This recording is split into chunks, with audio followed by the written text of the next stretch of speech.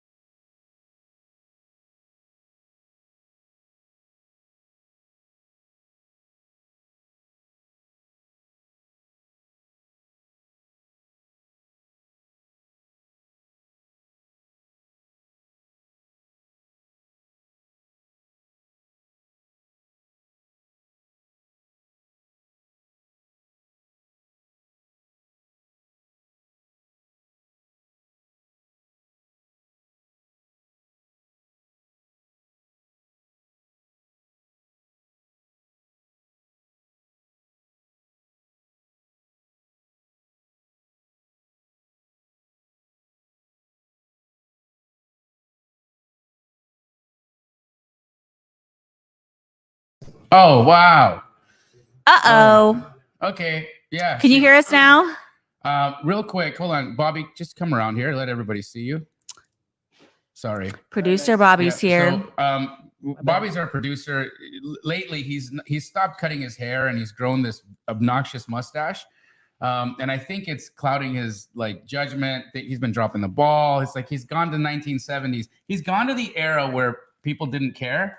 And he thinks that just because he's got hair and a mustache like that he can just bring that attitude back to 2024. Well, he doesn't smell bad, so at least he's using deodorant. We hugged when I got here. All right. I didn't think he, smelled like he hadn't had a shower in 2 weeks or anything. He definitely showers once a week. He's definitely a once a week. How many times do you shower a week, bro?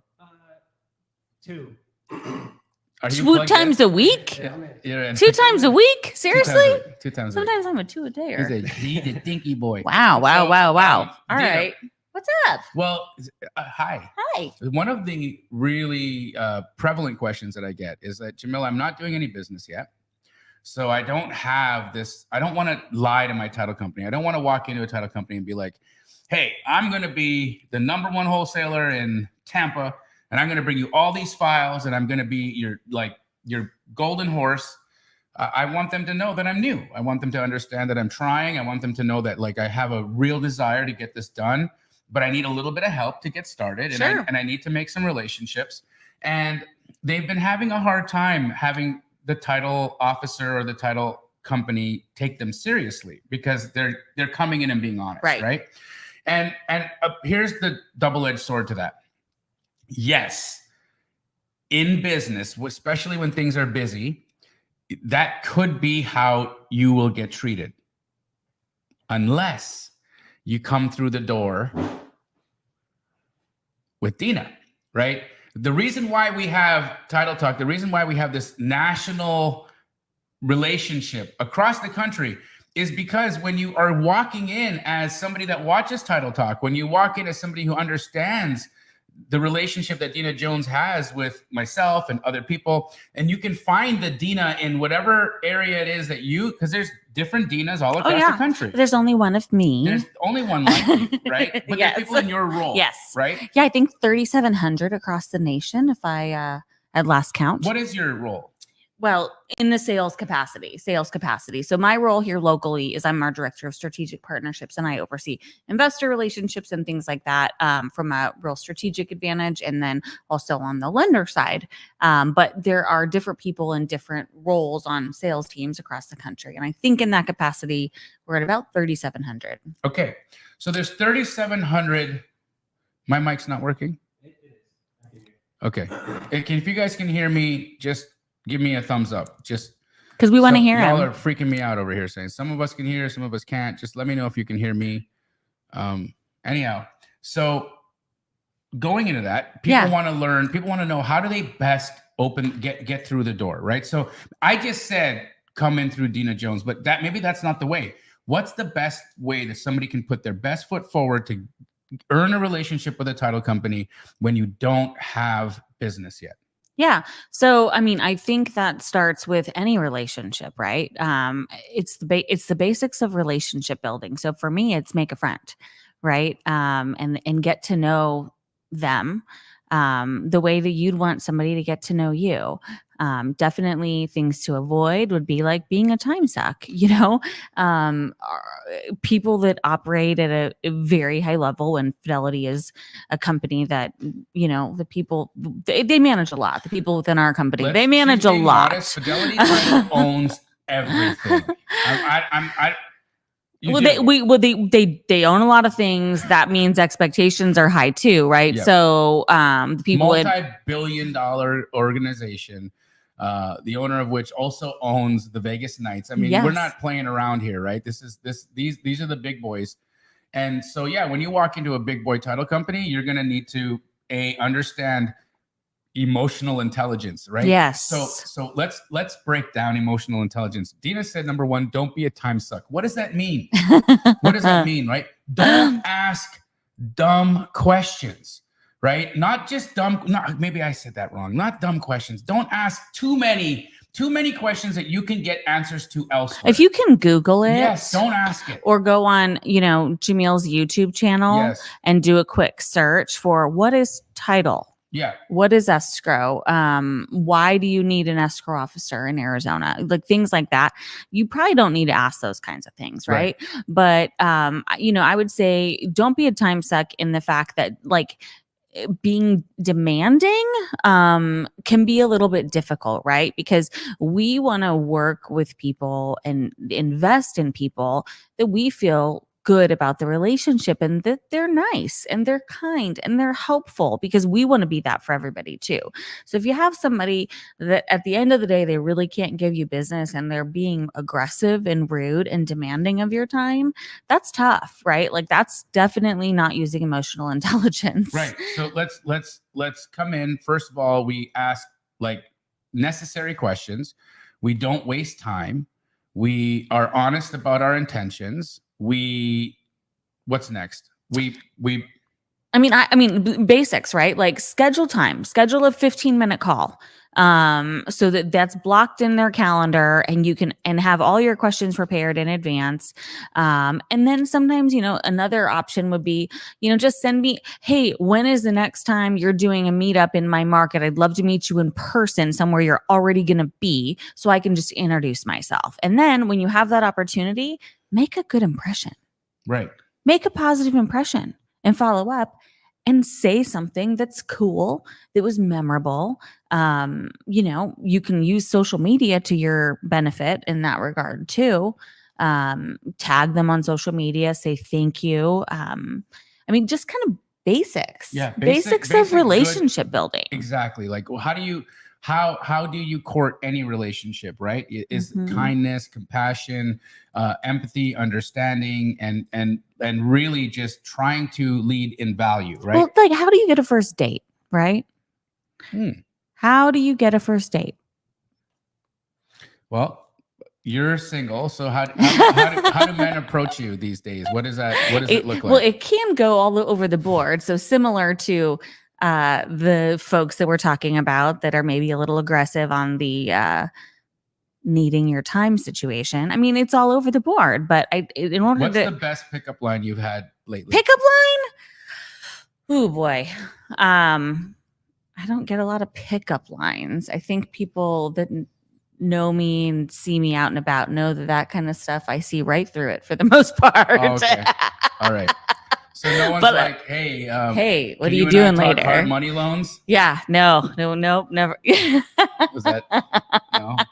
Nope. Hey, what's the difference between hard and soft money?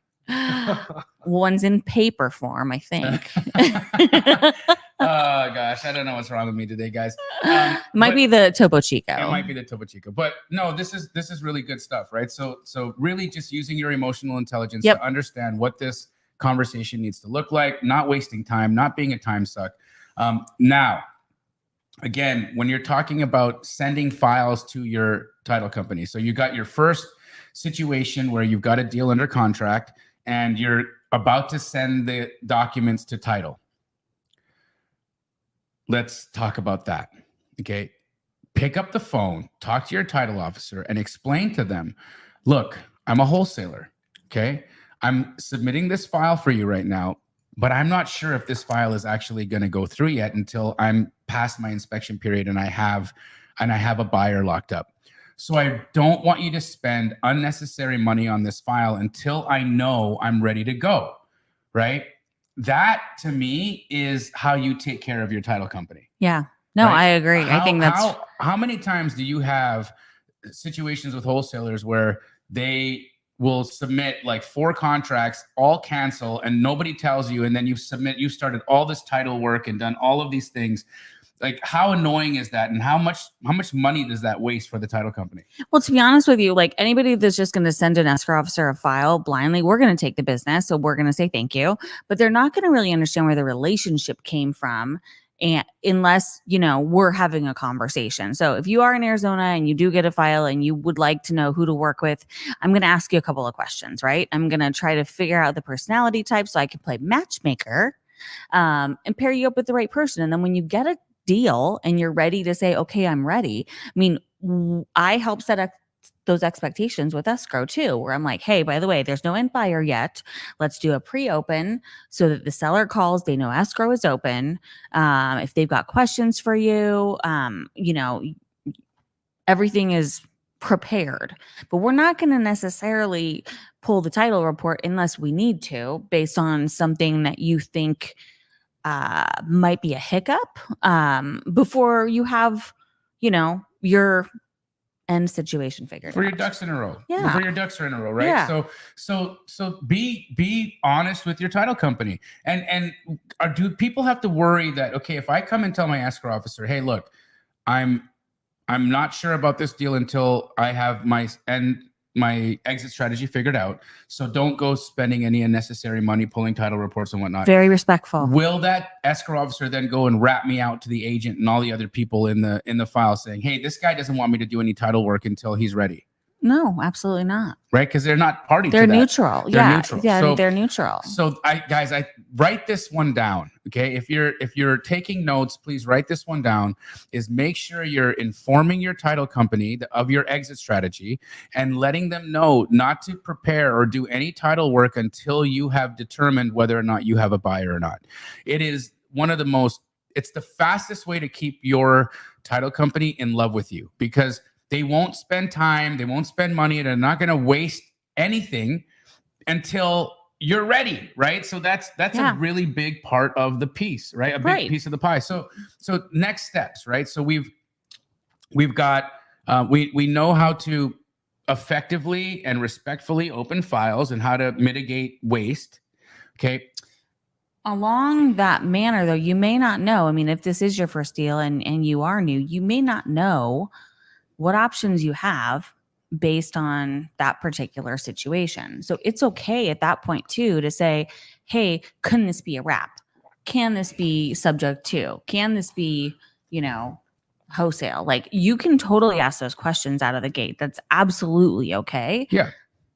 Yeah, as you should, right? Yeah. Because if you're going to do... Don't be afraid to ask those kinds of questions. 100%. Like, if you're going to do a specific type of transaction, a wrap, sub to, wholesale, whatever that is, you want to first make sure that the title company knows how to do that stuff. B, if they feel like that is even a possibility on that kind of deal. For instance, you might have a VA loan, and that VA loan may not be able to be done sub to, right? So, or this title company might not be able to do a sub 2 on that VA loan. Some do, some don't. Whatever it is, it's, you know, we're not here to have that debate. However, make sure that you're asking the questions that are pertinent to that type of transaction, right? Now, we're in the file. Okay, I've submitted the file. Title officer has my purchase and sale agreement. Next thing they're going to want is earnest money. Yes. Okay. Now, I'm a new wholesaler. I don't have earnest money. So you're calling me and I'm not picking up the phone. Okay. You're emailing me and I'm not responding. Okay. And you're trying to get EMD from me and you can't. What does that do to our relationship? Well, in this particular situation, like if we were pre-opening and you guys have the contract direct with the seller and we don't have the buyer yet, that's okay that there is an earnest money at that point, right? Okay. But if you have a new wholesaler that you're going to be letting be your buyer in this particular, that's kind of where you're going, right? Well, I'm just talking about opening escrow and like funding EMD on files. Yep. Oh, okay. Because that's happening a lot these days where people are just not putting in EMD. Yes. And we don't like that. And that puts the title company in a pretty yeah, precarious spot, right? Right. Because your job is to make sure that that EMD gets in. Absolutely. I mean, technically, it's the parties of the contract are supposed to abide by the contract, but we kind of have to manage that, and it's consummation. Yeah, that's so what she's talking about in contract law, right? Consummation is the contract needs to have consideration, right? In order for a contract to be legal, there needs to be an exchange of things, right? And so you might be selling, I'm selling you this property, and in consideration, I'm putting this deposit down. That makes this contract legal. Without consideration, a contract is not, it's not done. So similar, you go to the grocery store, you're buying Topo Chico, you give them $5. Yeah. It's the same thing. Yeah, It's you're an exchange. consummating the exchange, Yeah. right? So that's why these EMD is important. Now, you've heard of the gator. I was going to say, how many gators are in the There's definitely audience? gators in the audience, right? And so how complex has that made the situation for EMD? It's easier, I think. It's easier because you can get the money faster. and you're getting it from a third party. Right. Now, there's documents that need to be signed in order to protect the person who's going to do the third party deposit. Have those documents ready, right? Yes. Make sure that you explain to the title officer, the escrow officer, what those documents are for, and make sure that they're understanding of where these documents need to be attached on what file. Because again, if you're borrowing money from a gator lender and you haven't secured their EMD, shame on you. Shame on you. You should never be taking somebody's money to fund your escrow and not have thought about how you're protecting their EMD, right? That is hands down one of the worst things that you can do. For instance, in Florida is They're full of gators. they're full of gators, but this is the other piece. They are mutual cancellation state, meaning both buyer and seller have to agree to the cancellation in order for the cancellation to happen. So if you are borrowing $5,000 from somebody for EMD and you cancel, and then the seller jams you up and says, I'm not signing this cancellation, I'm going to take you to arbitration. Now this person's $5,000 is stuck in arbitration for months and months and months, and we don't know if they're going to get it back, right? So how do you protect that? Well, you have them sign a unilateral cancellation clause that strikes out the mutual cancellation clause, which gives you the right to cancel unilaterally. But you have to know these things, and you got to get these documents signed and prepared so that everybody is aware of the rules of engagement. Yes. And if you don't do that, you're going to put not only you, but you're going to put your gator partner in a pretty bad pickle. So let's ask our audience here, drop a gator emoji if you are a gator, because we want to see how many of you guys are out there, first of all. And then second, for those of you that are maybe totally unfamiliar with this term, can you just break down the basics of what a gator lender is and why somebody should consider that? Well, gator lending is this idea this concept that Pace Morby originated. I mean, he's an awesome guy, regardless. Shout out to Pace. Shout out Pace. But Pace realized there was this need in the market for new investors to get their hands on earnest money when they want to write offers, right? And because a lot of new people don't have access to $1,000, $2,000, $5,000, or $10,000, whatever that earnest deposit amount's going to be, what he's made is a business model where people who want to be more passive in real estate, so they're not trying to look for deals or look for buyers, but they would love to be able to just throw, $2,000 EMD into a deal and then maybe get 4,000 back, right? So they make a portion of the money just for loaning pretty much secured non-risk loans, right? Because if it cancels, you get the EMD back. So what a brilliant model, right? We have a ton of gators in here, right? So you've got all these gators in here that are loaning money. And what a gator is somebody who says, okay, I'm going to give you EMD. So let's just, for instance, Bobby, right? Bobby wants to buy a house. His hair looks like it doesn't belong on a gator. Right? Bobby wants to buy a house for him and then another house for his hair. So he's buying a house, and let's, for instance, he needs $5,000 for earnest money. Okay. So he goes to a gator and says, hey, give me the $5,000 for my EMD, and I'm going to use it on my contract.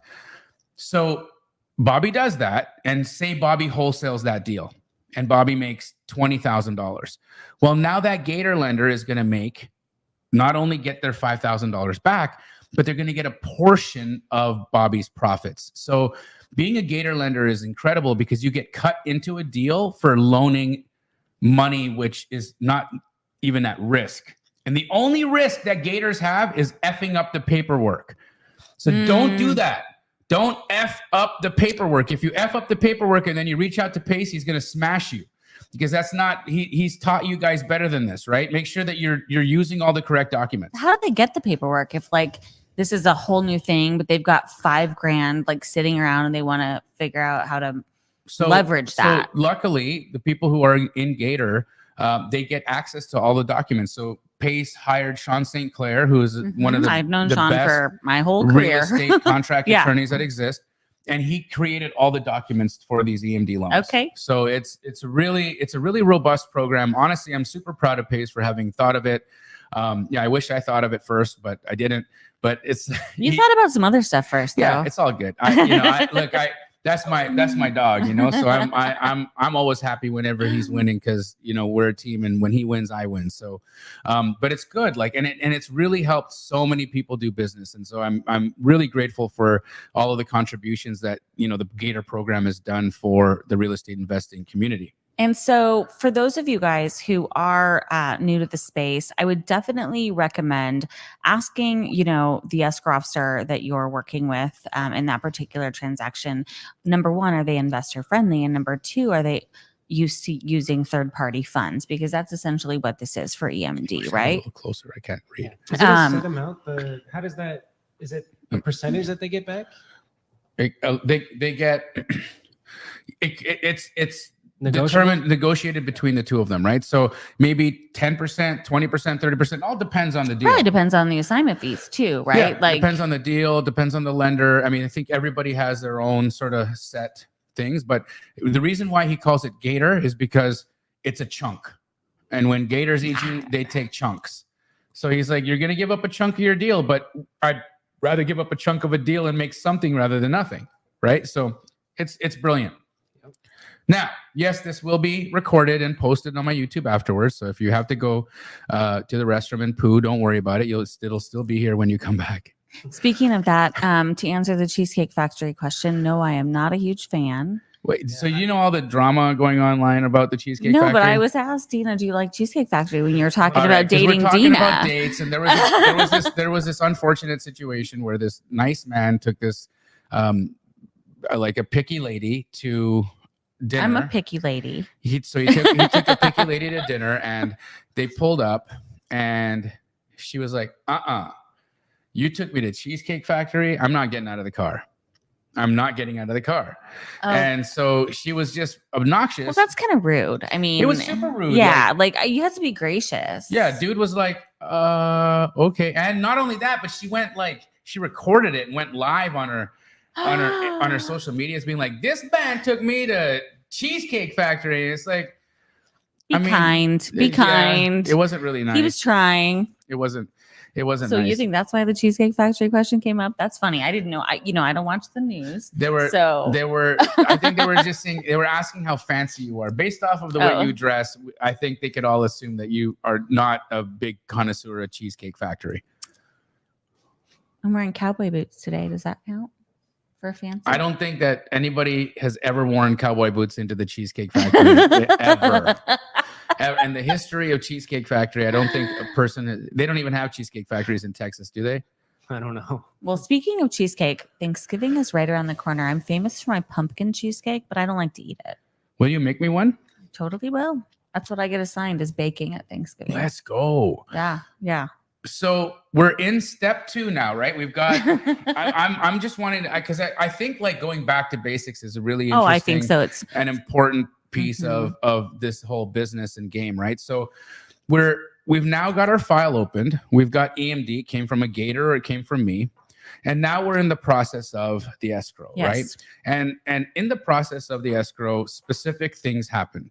Can you kind of give me the timeline or what goes on from like open the file to before we're starting to prepare closing documents? What goes on in there?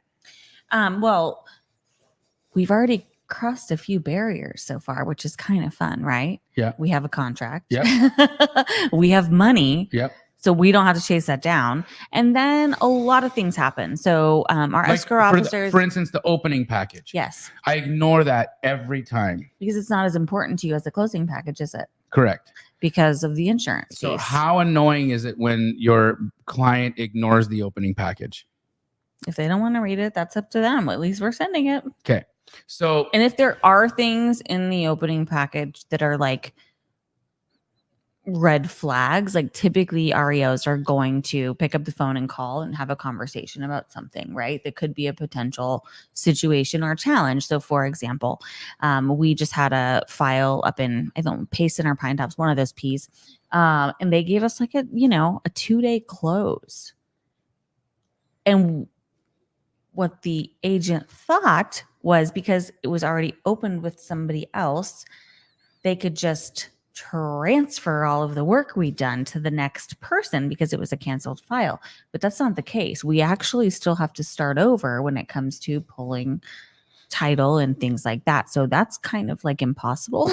Yeah, they think they can take all the title work that happened at another company and give it to you like you can use it. Or even at our own company, we still have to pull it fresh. Yeah. So even if one buyer cancels, another one starts, like we still have to kind of start over. So we manage the deadlines and we work backwards. And then we work with a lot of our other ancillary services and other departments that help kind of support all of that stuff along the way to make sure that everybody can get to the finish line when they want to get to the finish line. And we manage those deadlines to the best of our ability. Awesome. Okay. So we're in the deal, right? We're in the deal. You're pulling title reports. You send out the opening package, you pull a title report, and now you start asking questions, right? And some of those questions are: do you have seller's contact information? Do you have Yes. What are some other things? So yesterday I got one about we need contact information for parties of an easement that ended up being part of a conversation at the beginning of an escrow, right? Yep. So if there's an easement, then we need to figure out how to contact those people to make sure that they understand. Wow. Okay. So you needed all that so that you could make sure that everybody was on the same page. Yep. Okay. So contact information, super important. If there's a spouse involved, they got to know. Yep. If you're buying in an LLC, something that I found which is really interesting is you guys need operating agreements, right? And all of the LLC docs. You're going to need all my corporate docs. You're going to need my corporate resolution. You're going to need operating agreements. You're going to need my articles of incorporation. So all of these things are needing to be sent to you if we're a brand new. Right. And honestly, I would even recommend, and I've done this with many people that I've met through Title Talk specifically, is, let us review your contracts before you even find a seller who says yes to you because we want to take a look at that and make sure we're comfortable with that. Yep. And we want to review all of your entity docs. We want to basically create like a profile for you so that everybody's on the same page, so that when you do get a deal, everything's there and then the process is seamless. So entity docs, LLCs can be semi-complicated because you might have a lot of other people that are required to be signers. And there might be situations where we could bypass some of that stuff and fast track it.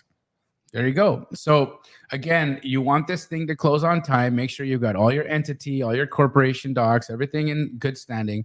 A certificate of good standing. That has been something that has held up a deal for me because I forgot to file my annual return. Renewal return. Right, my annual return. And that's not my tax return, this is where I got confused. I thought, well, I filed my taxes. And you can file those late, no problem. But why do I have to file an annual return in Arizona? Well, you do. You got to file an annual return every year, which basically asks you specific questions. One of them being like, did you get arrested? Have you been, convicted of any fraud in the last year? I convicted somebody of fraud. You could say that. Right. But there's different questions they ask. They want to make sure that you're still in good standing, right? And you're still doing business. And you're still doing business, and there's a fee to pay. So if you don't get that certificate of good standing in, you may not be able to close in time, and that could create all kinds of problems for your escrow as well. So like making sure that your entity stuff is in place and in good standing, super important, so that you don't run into any chocolate during your, during your deal. But again, one of those things that I think a lot of people forget about, right? So you've got your entity stuff in order. Now, if you're a wholesaler and you've assigned to a new buyer, you've now entered in a brand new party into this situation, right? Most wholesalers will just send an assignment to title and say, deal with it. Which becomes pretty problematic, right? Because you need to know, who is this person? How much are they buying it for? What is the deal? When are they depositing earnest money? What form are they depositing earnest money in? What are the terms? Is it non-refundable? Is there an inspection period? There's all these things that are necessary pieces of information. So if you're assigning a deal to a end buyer, is it necessary to call the escrow officer and inform them of what's going on? I think that it would be a best practice to call your escrow officer throughout the process when you know what you're doing next. So everybody's on the same page. Even if it's something as simple as, hey, by the way, here's the next phase. Here's the next person that's going to be assigned this contract for this particular term. They need 24 hours. So I just want you to be aware this is forthcoming, right? Communication is the key to success. For 100% sure. agree. 100% agree. And transaction coordinators in a file or make things a lot easier, right? Absolutely. I've got incredible. You've got a hub. Oh my god. Of rock stars. I got a hub of rock stars. I mean, listen, Tori. Oh, I love her. Gosh, she's like she's on it. She does the work of like 10 TCs. I sometimes kind of wonder, like, are these just programmed emails that go out like this many times a day, like on target, or is she personally doing that? Because she is a rock star. She's personally doing it, and she's keeping everybody in line. She's making sure the buyers have. Well, we'll get into that later. So my transaction coordinator, and again, we just had a comment in there, always get a top tier TC. I absolutely agree with getting a top tier TC. That's Sarah. Actually an incredible organization too, top tier TC. Shout out Molly Tennant, we love you. Oh, that's the name of the company. Yeah. All right. They're really good. Affiliates of Pace Morby, wonderful human beings. I love Molly very much, and so highly recommend them for anybody that. And is that for non-licensed investors, wholesalers? Yes. Okay. Yeah. All right. Yeah. And the reason I ask that is because typically, if you're a licensed investor, wholesaler, you have to use somebody that's within your own brokerage. Correct. As a real estate agent. So that's it's for unlicensed folks. Cool. For sure. I love it. So top tier TC, great organization to work with. So you're in the deal, you've assigned to a buyer. Now your buyer is getting a hard money loan. Okay. Wah, wah, Womp, womp, womp. wah. So, what are the things that need to happen in this process? So, typically, we think that, oh, the buyer's good. He says he's getting a loan, and I'm going to stop paying attention. That's not the case. No, no, no, no, no, So, no. what would you suggest a wholesaler do if they're selling to a buyer who's getting a hard money loan? What are some proactive things that we could do I mean, to make sure proof that of funding is going funds, to happen? proof of funds with a deal up to whatever they're willing to loan to you on that particular transaction or in a general, setting. Like you might have some hard money lenders that are willing to say, okay, I'll give this guy $2 million on any asset because you guys have agreed behind the scenes that you've got specific terms locked in and they're willing to do that. So the POF is super important. Like loan terms, Well, making sure that loan terms yeah, have been yep. approved and that this lender is actually planning to lend. Yes. Also, confirming that the lender is legit. Yes. Right. There's all kinds of phony baloney lenders out there. So, And I feel like we're pretty fortunate here in Arizona. I mean, we deal with most of the good big ones. Yep. So if we see some random company we've never heard of, we're going to do a little of our own research for sure. Yeah. But if it's one of the regulars, we know if they say they're going to give you the money, they're going to give you the money. Right. So making sure that the funding is going to be in place, the people are doing their parts. But now we get into this an interesting part of the escrow, right? Well, you still have to be able to have the hard money guys say yes to you at the end, which then is insurance. That comes into play about that stage. Yeah, that's where you got to make sure you have your insurance in place. Where the buyer has their insurance in Yes. place. How many files have you seen get held up because people didn't get insurance? Too many. Is that one of the number one reasons why a file gets held up? Especially with on somebody a loan? new. Yeah. I mean, yes. Number one reason. What is the fastest that you've seen insurance get created? Oh, almost instant. I mean, with some of the carriers that we work with, but we're not in the business of necessarily recommending on the escrow side. So you might be new and not even realizing that's something that you need. So when you're developing your title relationship, I would also recommend you develop your partnership with your insurance provider in addition to your hard money lender, if that's the route you're going. Right. So these are all relationships you want to have established well before you have a deal. So funny enough, the relationship that I have with my insurance company and my insurance provider, I've always used the same lady. No, that was on my questions for you today. Yeah. What's your insurance relationship look like? I know your title insurance relationship, Yeah. but your other insurance. Yeah. My other insurance, I use the same lady every single time because she asks me minimal questions. But guess what else she does for me every year? Every time a client of hers cancels an insurance policy because they're about to cancel an insurance policy because they're planning on selling, or they inform her that they're going to sell, she says to them, what's the purpose and what type of property? I might have somebody that you should talk to. Ooh. And she refers me to them as a potential buyer for their home. Listen to this. When there's a death benefit that gets paid out and there's a probate property that has insurance on it, guess who she recommends they talk to buy the property? Me. I probably do 6 transactions a year on my relationship with my insurance company. Those 6 transactions probably exponentially they turn into other business. Well, they probably earn me $300,000 a year. Awesome. Right. So again, I could only do the deals that my insurance agent provides me, and I would make $300,000 a year. Just think about that. Just one relationship.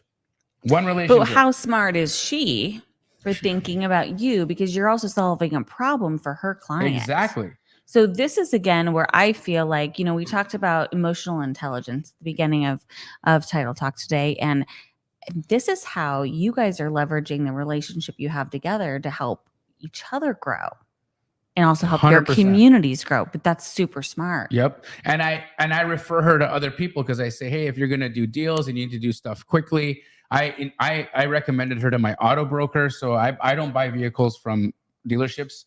I've been sitting in your kitchen when somebody's came to sign you on a car. Yeah. And I'm like, what'd you buy? And you're like, there's a thing in California. It's not. Yeah. I buy. So I have a really cool way to buy cars, right? I buy cars in Oregon that get title in Oregon, and then they ship them to me here in Arizona. Just so happens that when you buy a car in Oregon, there's no sales tax. Which is probably why you're buying them there. Which is why I buy them there. And the sales tax for the vehicles that I typically buy can run anywhere from $15,000 to $30,000, right? So I save that immediately. Next, my car broker will always get me $5,000 to $10,000 off of MSRP. So I save $5,000 to $10,000 off MSRP. I pay no tax, which typically saves me anywhere between $15,000 to $40,000 off of the price of my car. And in exchange, I pay him $3,000 to $5,000 as a fee. That seems cheap. Very cheap. And get this, I don't have to go into a dealership and go through the whole like brain damage of having to deal with the snakes in there. The bank comes to me to sign. I watched it. I'm like, you're like, this will just take a minute. I'm like, what? You're buying a car right now? Yeah. The bank comes to me to sign me, and then they deliver the car to my house, fully detailed, fully cleaned.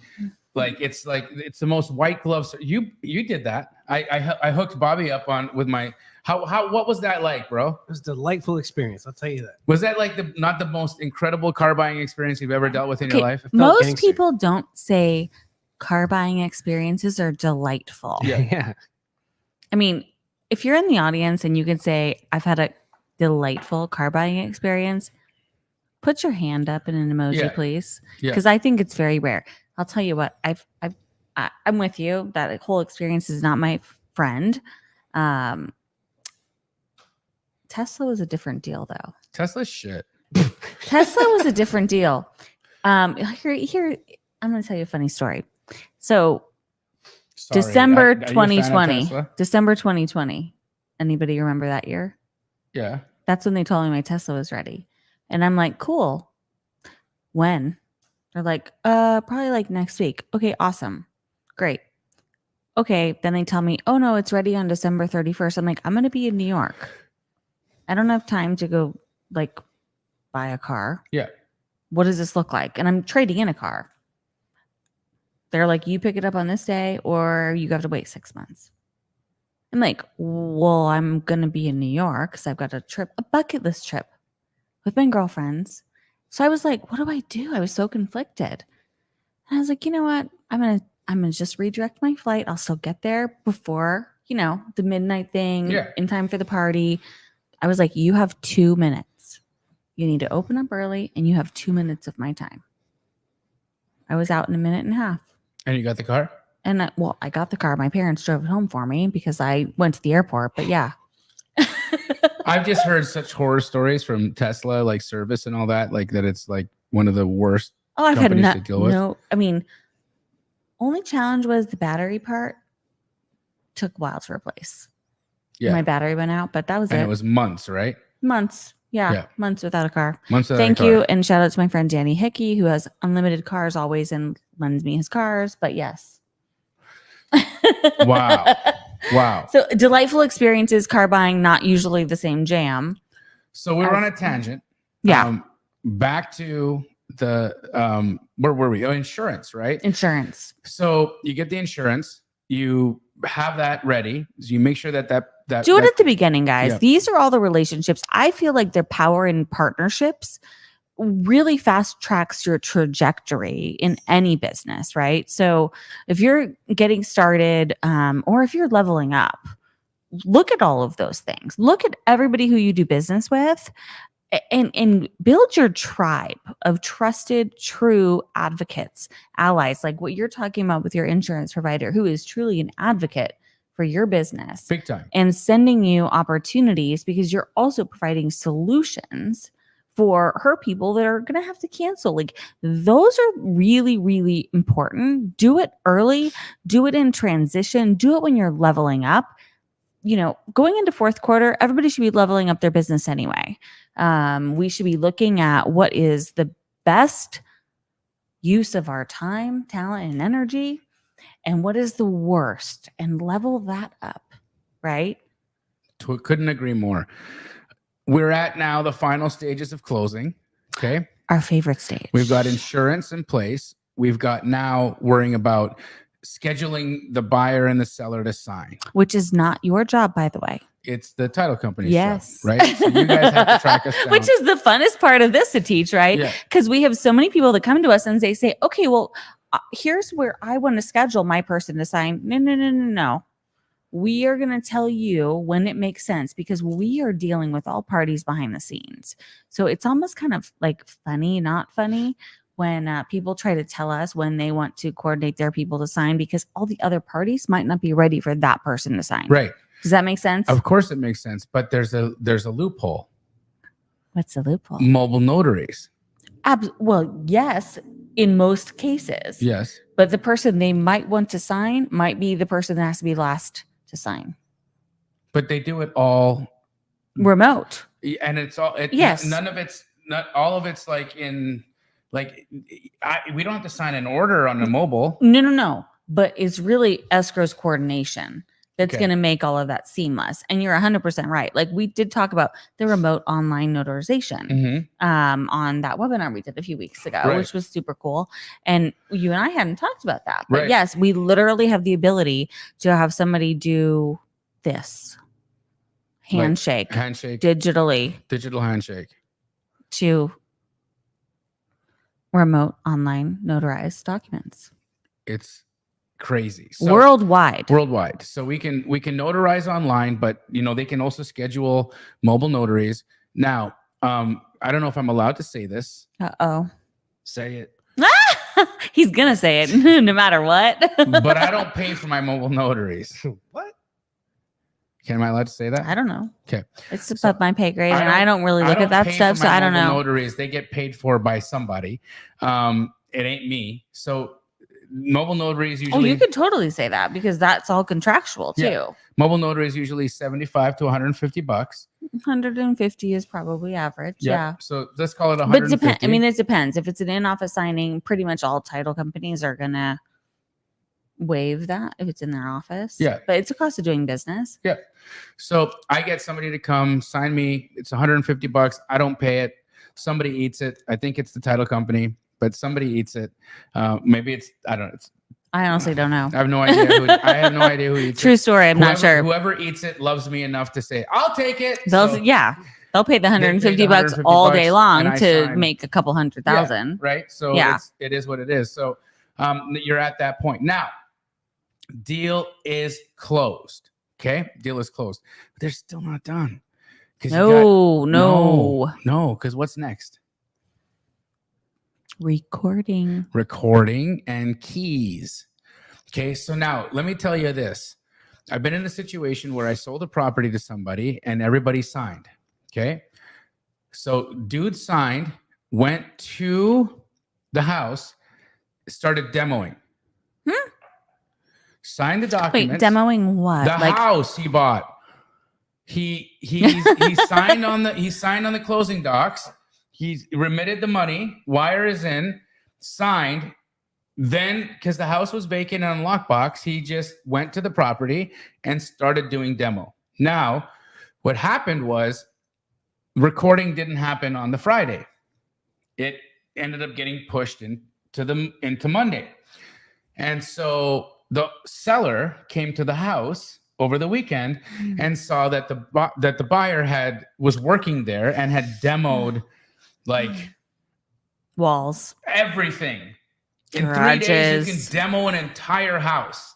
Okay. Like he's taking down all the sticks on the outside, not just the interior. He's demolished this crap. Like this house is now a shell of what it was, right?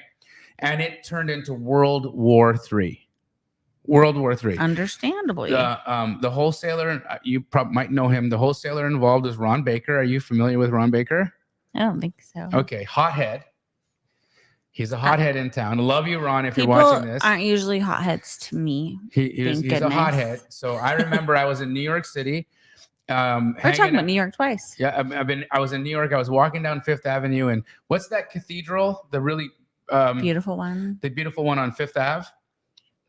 Right by the Christmas tree. Cathedral on Fifth Ave. Which one is it? St. Patrick's. St. Patrick's. So I'm at St. Patrick's Cathedral, and my phone rings, and I pick it up, and he's like, "What the f are you doing?" Your phone? My phone. Why is your phone ringing? Because he's calling me because he wholesaled it to me, and I wholesaled it to somebody else. He didn't know about your second. He knew that I had wholesaled it, but we all thought everything had been done, right? And I obviously knew that recording hadn't happened, but my buyer didn't tell me he was going to go and start demolishing the house. And so he's like, "Your buyer is about to get arrested. The seller came to the property. It's completely demolished. He's still there working. He's refusing to leave. He says he owns the house. He says he's paid for the house. He's signed for the house. And now he's saying that he's not going to leave. You need to fix this right now." Oh, and it was your Buyer. but like that's your fault. Like you're not the one telling him to go out there and do all this stuff No, it wasn't my prematurely. fault, but I'm the guy who he thinks controls the situation, right? And according to the buyer, he thought, "Yeah, I'm in good shape. I signed and I've funded and I'm okay to do this," right? So he gets that all done, and yelling at me. Well, and you and I have talked about this. Like Yes. these are things you learn early. Yeah. Don't do. Yes. Don't do them. You got them out of your system early. You don't do them. No. No. I didn't know how to handle that. What'd you do? I called the buyer and I was like, "Hey man, what are you doing?" He's like, "Oh, just working at my house." And I'm like, "Not your house It's yet." not your house. And he's like, "Of course it's my house." I'm like, "Well, you paid for it. Yes. You signed for it. Yes. It hasn't recorded yet. So you still technically don't own it." So typically it hasn't recorded yet because somebody was late to the party. So imagine having a surprise party, having everybody get there at like 6:00. The person who you're surprising gets there at 7, and then this guy shows up at midnight. It's kind of like that. Yeah, pretty much. And so here we are. He's demolishing this house, and he's now playing mad at me. He's like, "I'm not stopping. I'm not stopping." And I'm like, "Listen, they're calling the cops. Like you're going to get arrested on trespassing. Legally, you're going to get arrested for trespassing." Yeah. He's like, "I am not going to get arrested for trespassing. If anybody's going to get arrested, it's going to be them because I own this house." I'm like, "Well, technically you don't own this house. It's still in their name." And he's like, "What cop is going to have access to land title when I have my signed document in my hand? I have a copy of my wire in my hand and I can show that all of this happened today. Who's going to arrest me?" He's got a point. He does. Except the Maricopa County recorder is pretty great if it was in Maricopa County for putting everything online really quick. But the cops ain't looking at that. No, they're not going to check all that. Cops are going to look at the two documents and they're going to be like, it's a civil matter. We're out of here. No, he's got a good point. Right? He's got a good worst point. Worst case scenario, Jamil, this is a civil matter and we'll handle it on Tuesday if it doesn't record. Yeah, but you might have the other party who doesn't even want to let it record because they're upset. And that's what happened. Oh no. So they then say, "We want to pull the recording back," and they want him to now reconstruct Why? everything that he demolished. Why? Because it was their home. To be however they're going to be. Because people are emotional. Yeah. Well, that's another tip. Don't get emotional. So it was a really interesting. How did it play out? I mean, now we've got everybody on the edge of their seats on Title Talk right now, live. So and I don't know how this played. How it played out was it recorded first thing in the morning on Monday. The email that the seller had sent to Title saying rescind the recording didn't get read, didn't get opened, and hadn't been. And the recording had already been sent in on the Friday. Well, yeah, we send in the recordings in real time. In real time. So there's nothing we can do. Right. Even if you've missed the cutoff, right? There's nothing we can do. So it records. And so that's done now.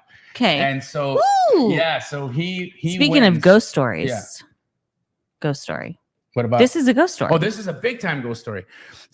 the hardest part of it was salvaging the relationship with Ron, right? Because he felt like I should have had more control over my buyer, that I should have known, and But you're innocent. But I 100% was innocent. Yeah. 100% was innocent. And Ron and I didn't do business for another 2 years after that. We didn't do business for 2 years after that because he was so butthurt about that situation happening. You know, and that sucked, right? It sucked. But like, here's the thing. And the reason why I brought this up was communication is really important. It's key. It's really important that you give expectations to people and that you explain to your buyers that, listen, you can't go in and do any work until the house is recorded. You can't do anything until we've given you the key. Yep. You can't just go get the key out of the lockbox and decide it's yours. That's not how it works. No. Right? You got It's totally you have to not. be given the key. Yeah. Right? And so this was like a big learning curve for us, right? We learned so much in the process Yes, of absolutely. how to do things and how not to do things. And, you know, again, guys, as new individuals in this business and doing this, these are some of the crazy things that can happen in title. These are some of the crazy things that can happen during recording. This is just some of the crazy buyer and seller behavior that you're going to find, you'll walk into, and you just got to be able to roll with the punches. Well, and communication is lubrication. I'm just going to be honest about that. Since She we said started with what? dating and we're ending with communication is lubrication. I got Communication is lubrication. It is. It's everything. So you guys just hit me with the whole process. Can you Yeah. recap? Just a brief recap of like before. Well, we escalating? haven't actually. The recording's not the last thing. We haven't. Recording is the end, right? Well, It's okay. but not if this guy fights it. Well, it didn't. He couldn't fight it. Okay. He couldn't fight it He because it couldn't fight recorded. it. He couldn't pull it back, and so it was done. So start. You have your purchase and sale contract signed. Okay. First you need to have a conversation with your title company. Let them know what you're all about. You need to tell them what kind of transactions you're doing. You get a signed contract, and you explain to your title company that you aren't wanting them to do any title work until you have a buyer in place. Communication. Communicate. Then you go and market. Once you do that, before you do that, make sure that you've deposited EMD into your title officer, making sure that if you're using a Gator lender, that you've got all the documents in place. The right documents. And they say the right things. After that's done, and you've assigned the deal, make sure the assignment gets to the escrow officer, and then you've called the escrow officer to explain what's happening. After that, you now need to babysit the buyer, meaning you got to make sure that their lender's in place, that their insurance is in place, that all of the things that they're going to need in order to close on time are happening. Once all that's done, you're going to coordinate the closing, signing for buyer, signing for seller, and you're going to make sure that all of the parties are doing all the things that they're supposed to do prior to recording. Boom. So that is start to finish how you do this. JG says, Dina stole my heart today. They're hooked on you. JG, communication is lubrication. You're single, right? Oh, I'm not married. Hit up JG. I'm not married. Does that matter? All right. I promised Dennis. I we'd mean, get 2 I feel weeks. like Okay. if I'm not married, I'm technically not married. So, is it better to give?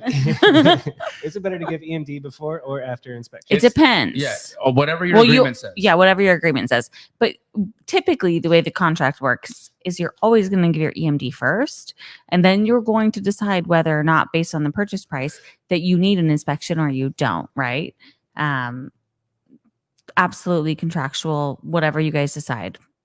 But money comes first. Is there a continuing education? Is that what CEU is? I think so. Is there CEU for real estate agent for creative financing? Dennis, I don't know if you're licensed. He's not. Okay, so creative financing, I think that PACE is a great resource in Yeah, that space. CE does definitely. I don't see a lot of licensed CE credits for. Yeah, Dennis, if you want to learn creative financing, just go to sub 2. That's interesting. Like, I'm like, agents I should just learn creative am working on finance. my renewal right now, to be honest with you, and there is nothing in there regarding investing or creative financing. Dennis asked, what's a good way to average or to estimate closing costs? Not hold costs. It's not her job, but closing costs. Holding costs, that's going to be like a lender question, bro. So closing, how does somebody determine what closing costs are going to be? So we have an app that's awesome. If you guys email me, Dina, I want your closing cost estimator app, titletalk@fnf.com. I will send it to you. It is going to be totally free. If you want the marketing component and the other calculators, it will cost you, I don't know, like $10 a year or something. It's super cheap. I will tell you within the app, it doesn't say the discounts applied to the market. So if you're an investor here in Arizona and you're closing with Fidelity National Title, then we do offer discounts on, which is a filed rate. It's totally above board on both the escrow and the title, which is highly competitive. It's not going to take into consideration the specific investor rates if you're a buyer of an investment property, but it'll give you the basics. And I always believe when it comes to those kinds of things, you want to over deliver and under promise, if that makes sense. So typically you're pleasantly surprised if you use our calculators. Awesome. And there's a fix and flip calculator in there, all of those things. So just either DM me on social or send an email to titletalk@fnf.com, put closing costs app in the subject line, and I'll send you all of that. Amazing. And then lastly, somebody asked, how do I comp? Well, Bobby just put a really great video for you to watch, Robert. Thank you, Bobby. Where I'm the king of comps, so you can learn on my YouTube channel. So make sure that you watch that stuff. I walk you through the appraisal rules. I walk you through how to underwrite.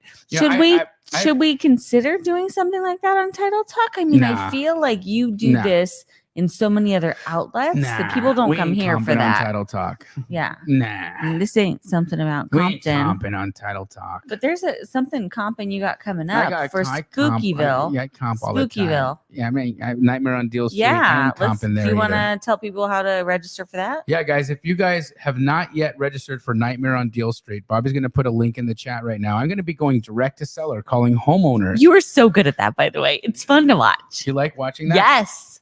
I like doing it. Make sure that you register for Nightmare on Delio Street.